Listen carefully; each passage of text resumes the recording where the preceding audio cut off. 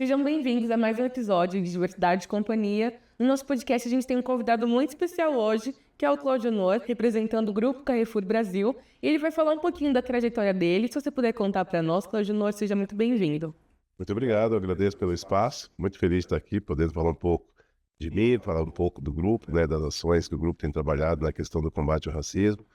E sou muito grato à oportunidade, ao espaço a nós concedidos. Bom, falando do Carrefour, ou falando de mim, começando melhor, Sim. Eu estou no Grupo Carrefour há 3 anos e meio aproximadamente. Cheguei no grupo como diretor de riscos, perdas, qualidade, segurança e por aí vai. Fiquei nessa cadeira até meados de maio do ano passado, quando assumi a posição de diretor executivo de equidade racial e relações institucionais. É um trabalho que a gente tem feito de uma forma muito ampla e muito, eu diria que importante, não somente para o mundo do Grupo Carrefour Brasil, mas para a sociedade como um todo, trazendo ali como prioridade a pauta de combate ao racismo, a pauta de equidade, e vindo ali sendo estruturado por toda a parte de diversidade, por toda a parte de ESG, e no final dos dias, o S está muito conectado com a questão da inclusão, com a questão da equidade, e é esse trabalho que a gente tem feito no Grupo Carrefour, e é importante até falar do Grupo Carrefour, os formatos que a gente tem, A gente está falando aqui do varejo, a gente está falando do Express, a gente está falando do Sam's Club, Atacadão, Bom Preço para quem está no Nordeste, Nacional para quem está no Rio Grande do Sul. Então é um grupo hoje com 131 mil funcionários, mais de 1.000 lojas espalhadas em todas as regiões do país. Sejam... Estamos, óbvio que em São Paulo e Rio Grande do Sul são os estados que a gente tem uma maior número de lojas, mas a gente está em todos os formatos. E a gente não para de crescer, especialmente os formatos de Sam's Club e Atacadão. Então, em resumo, esse é o grupo Carrefour, 49 anos no Brasil, com uma proposta muito direcionada a fornecer produtos de qualidade, produtos com preço justo, e é justamente por isso que a gente tem essa diversidade de formatos, justamente para que a gente possa atender todos os níveis da sociedade. Então é uma preocupação muito grande que o grupo tem com essa questão de atender bem, com produtos de qualidade. Inclusive a nossa área de ESG tem uma responsabilidade muito grande com a questão de sustentabilidade. Inclusive temos um comitê de floresta que ali formado por 5 conselheiros com o objetivo justamente de nos apoiar com provocações, com orientações. É importante dizer que o Carrefour não produz nada, tudo que a gente vende, a gente depende de fornecedores, então a gente precisa garantir que essa cadeia esteja verdadeiramente alinhada com a nossa estratégia, com o nosso propósito em todos os sentidos. A gente está falando de 60 milhões de clientes que frequentam nossas lojas mensalmente, é uma amostra da sociedade brasileira muito grande. E aí, reconectando com a questão de diversidade, com a questão de equidade, a inclusão como um todo, é super importante que os nossos 131 mil funcionários estejam muito alinhados com a questão da diversidade como um todo. Porque eu, por exemplo, quando vou numa loja que sou atendido por pessoas pretas, pessoas que falam a minha língua em todos os sentidos, eu me sinto muito mais confortável. Então é essa preocupação que o Carrefour tem tido com a nossa representação ou com a nossa representatividade para os nossos clientes em nossas lojas. E aí vem muitas ações que a gente deve falar aqui no decorrer do bate-papo. Muito bacana. E aqui no tema de hoje a gente traz a questão da diversidade como um fator importante para a competitividade, para a inovação. Então a gente estava falando que empresas diversas, a gente já sabe isso há muito tempo, empresas que têm diversidade, elas contam com muito mais engajamento, tanto dos funcionários quanto da cadeia de valor. Então é muito bacana a gente pensar nisso e ver, como você disse, o tanto de pessoas envolvidas nos processos do Grupo Carrefour Brasil. É estrondoso a gente pensar nesse impacto e o compromisso com a agenda racial, o quanto que a gente pode mudar e acelerar a agenda, Então, pensando nisso, eu queria que você falasse pra gente um pouco qual que você acha que é a importância da diversidade nesse cenário da competitividade, no cenário da inovação, e trouxesse pra gente um case que você tenha a respeito. A diversidade das empresas é algo que agrega muito valor. E é importante deixar muito claro que muitas empresas ou muitas pessoas acabam tendo uma visão distorcida em relação à diversidade, entendendo que se trata de uma despesa. E, na verdade, é um investimento com o objetivo de competitividade, de lucratividade. E são dados resultado de pesquisas. A McKinsey, por exemplo, tem uma pesquisa recentemente onde mostra que as empresas que têm um programa de diversidade estruturado, ela tem 21% mais possibilidade de sucesso do que as empresas que não têm. Quando você recorta isso para a raça, acaba tendo 33% mais possibilidade de sucesso que as empresas que não têm o programa. Então não é uma questão simplesmente de ajudar, ou dizer assim, minorias. É uma questão estratégica, é uma questão de estar olhando para o resultado da empresa, inclusive a médio e longo prazo. Então é nessa pauta com essa pauta que a gente tem levado o tema, avançado no tema. A gente tem visto que os números têm sido muito positivos, né? E aí eu diria até, te passaria até como case de sucesso, é a representatividade que nós temos hoje na liderança do grupo Carrefour. Hoje nós temos uma meta de 35% de pessoas negras em posição de liderança. A gente está com 34,8%. Isso para 2024, né? A meta de 35%. A nossa meta para 2030 é de 50% de pessoas negras em posição de liderança. Então, é um número muito, muito, muito bom. Inclusive, eu tenho falado muito com o setor empresarial, com o meu chapéu institucional, né? E eu não tenho visto empresas por aí que chegam próximo desses números. Inclusive, a Mover fez uma pesquisa recentemente e o número de pessoas negras em posição executiva é de 5% apenas. Nós estamos com 13% em posição de executiva, ou seja, cargo de alta liderança. Então, tudo isso, Vivian, não é por uma questão de achar bonito, achar feio. É uma questão estratégica e a gente vê que os resultados, eles vêm. Porque quando o nosso cliente chega na loja, que ele se sente representado, seja por uma pessoa negra, seja por uma pessoa LGBTQIA+, seja por uma pessoa com deficiência, isso é uma demonstração, sobretudo, do respeito que a gente tem com os nossos clientes. E aí é importante dizer, que também eu vejo como um grande caso de sucesso, que é o nosso programa de educação para os nossos funcionários. Nós temos alguns programas mandatórios, né? O de ética, nós temos o letramento racial, 100% dos nossos funcionários têm que ter o treinamento de letramento racial. Inclusive, os entrantes, eles não podem começar a trabalhar sem ter o treinamento. Eles têm 3 dias para fazer o treinamento e, consequentemente, começarem a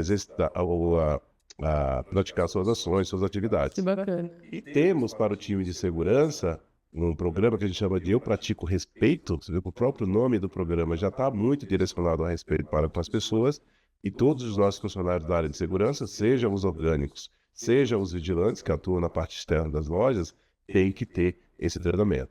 Temos, inclusive, uma empresa que faz todo o track, né, todo o monitoramento, e que atesta que aquele vigilante está pronto para atender as atividades da loja, as atividades do Carrefour. E o vigilante, é importante deixar isso muito claro, até porque no passado a gente internalizou a segurança, e eu sempre trago essa explanação, porque a gente internalizou os que atuavam na parte interna das lojas.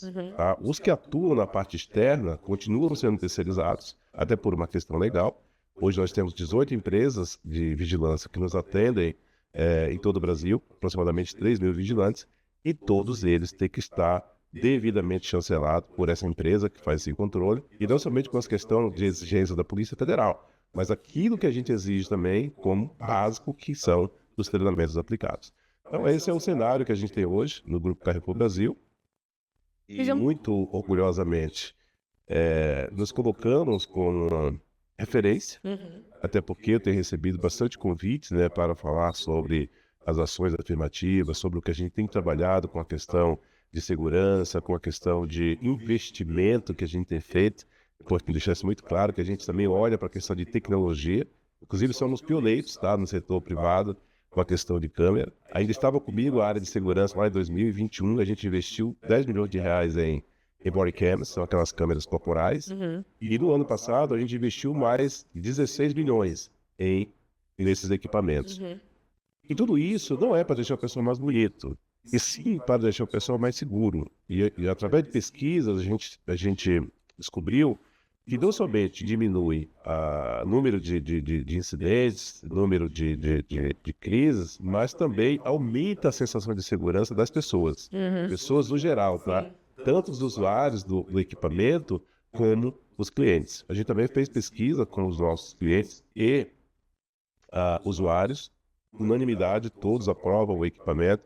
Então, assim, eu diria que olhares transversais, cobrindo todos os elementos, todas as pessoas, todas as possibilidades de melhorar e de trazer, de garantir, na verdade, um ambiente mais seguro para as pessoas que frequentam nossas lojas. Maravilha. Nossa, muito legal essas iniciativas. Acho que é muito importante, principalmente você vendo esse feedback das pessoas, né? Essa sensação de segurança é muito Exato. imprescindível dentro de uma loja, né?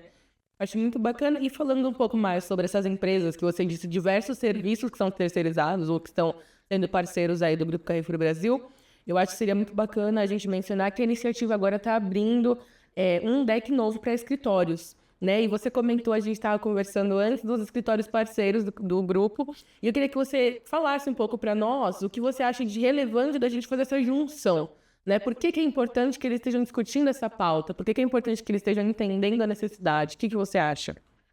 Eu acho fundamental porque, voltando a falar do Grupo Carrefour e do nosso quadro de funcionários, de 131 mil funcionários, mas quando a gente fala do ecossistema como um todo, a gente está falando de centenas de milhares de pessoas envolvidas, Sim. né? E grande parte dessas pessoas está falando de fornecedores.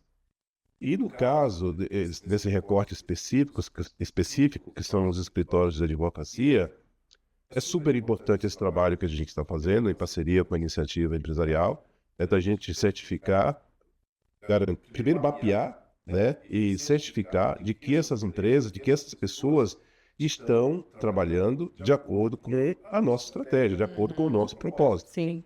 Porque no final de tudo isso, mesmo eles sendo um terceiro, um prestador de serviços, em determinados momentos eles estão nos representando. Então, se eles não estão verdadeiramente alinhados com a nossa estratégia, colocando em prática aquilo que a gente coloca como premissa, tem alguma coisa errada. Então, por isso que é importante a gente ter não somente os advogados de advocacia, tá? Mas todos os fornecedores de forma geral.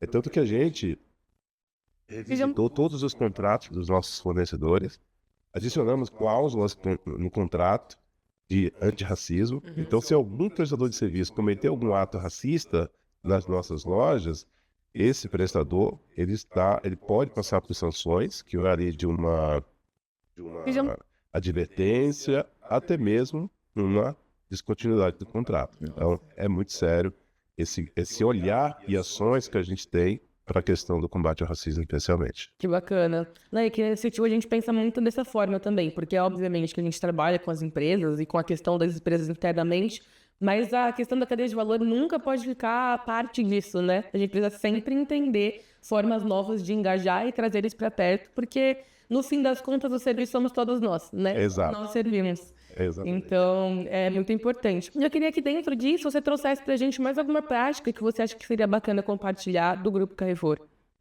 Olha, nós temos muitas ações, tá? Uma delas que eu falo com certo entusiasmo é o programa Poder. Poder é um acrônimo, né? Prepare-se, orgulhe-se, domine sua carreira, estabeleça aliança e revolucione. Essa é a sigla, né, do Poder. Um programa de preparação de funcionários para posições mais desafiadoras, né? Seja na liderança, seja na vertente técnica.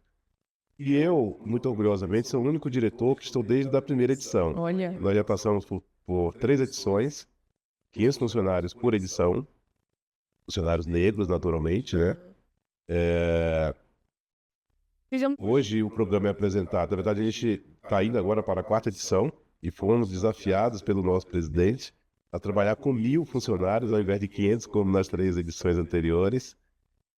E além do que é passado durante as aulas, do que é passado nos papos de poderes através de especialistas que são convidados, a gente também está provendo bolsas de estudo para essas pessoas, né, acelerando ainda mais, alavancando ainda mais a carreira dessas pessoas com a educação.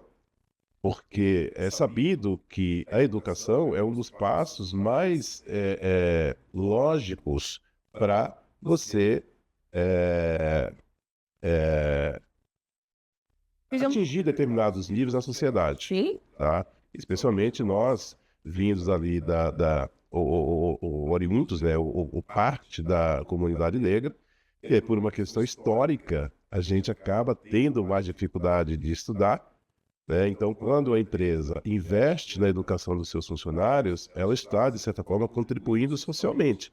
Porque quando eu tenho um funcionário que galga posições de média e alta liderança, aceleradas por programas afirmativos, eu não estou impactando somente a vida daquele funcionário. Estou impactando a família, estou impactando todo o ecossistema. Então, é esse olhar que a empresa tem, né, sobre a questão do combate ao racismo, porque para combater o racismo você tem que dar elementos, você tem que dar oportunidades. E essa oportunidade vem muitas vezes através da educação. E aí, ainda nesse contexto, Vivi, a gente tem muitas parcerias. A Iniciativa Empresarial pela Equidade Racial é uma dessas parcerias, a própria Mover é uma outra grande parceria. E nessas parcerias a gente acaba tendo também muitas contrapartidas. A Mover, por exemplo, tem uma meta de chegar ou de promover 10 mil posições de liderança até 2030. E como que a gente vai atingir, a gente que eu digo como coligação, que hoje é formada por 53 empresas, como que a gente vai buscar essa meta? Que deve acontecer antes de 2030, tá? Pelo que eu tive ouvido recentemente da diretora executiva Natália Paiva. Provendo educação para as pessoas. E o que eu acho muito bacana nessa coligação, e as bolsas de inglês, de graduação, de pós-graduação, de preparação de profissionais para posições mais desafiadoras, elas não vêm somente para os funcionários das associadas. Elas também são abertas para a sociedade. E nós, como associados, a gente pode, através de nossas redes sociais, se você buscar no meu LinkedIn, você vai ver que em algum momento lá publiquei o link, né, convidando as pessoas para se inscreverem no curso de inglês, por exemplo. Então, isso é uma forma de você contribuir diretamente com as empresas associadas e indiretamente com a sociedade, através não somente das bolsas de estudo, mas também com a influência. Porque quando tem uma empresa, por exemplo, que não faz parte dessa coligação e vê exemplos como esse, você fala, puxa, deixa eu entender melhor como funciona, né, e o quanto isso tem impactado na sociedade. Então, são vários casos que a gente tem que me orgulha muito de contar, né, por estar vivendo essa sinergia, estar vivendo, né, toda essa interação e essa contribuição diretamente, seja para o funcionário, seja para a sociedade. Maravilha. E o grupo tem sido um parceiro muito bacana com a iniciativa, a gente tem trabalhado junto já há um bom tempo. E eu gostaria que você falasse um pouquinho da importância dessa parceria para o grupo. O que você acha que impacta, como isso movimenta de alguma forma? É muito importante e, obviamente, que impacta positivamente, é claro, né? Até por conta das provocações que a gente tem, somos provocados muitas vezes. Inclusive, no ano passado, a gente aderiu ao Racismo Zero, onde vem lá 9 compromissos, né, que nos, eu diria ali, estimulam a estar cada vez mais atuante na questão do combate ao racismo. E esses 9 compromissos, eles envolvem não somente o cuidado com toda a parte de atendimento aos nossos clientes, mas compromisso da nossa liderança, né, em estar envolvido, em estar realmente apoiando a causa.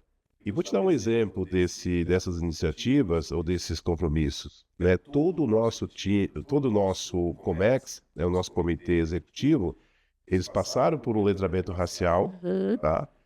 Eles estão promovendo, inclusive eu estou trabalhando nisso agora, gerando material educativo através de vídeos gravados por eles próprios. Então, quando você desce esse material para as torres e para a empresa como um todo, o impacto é muito positivo.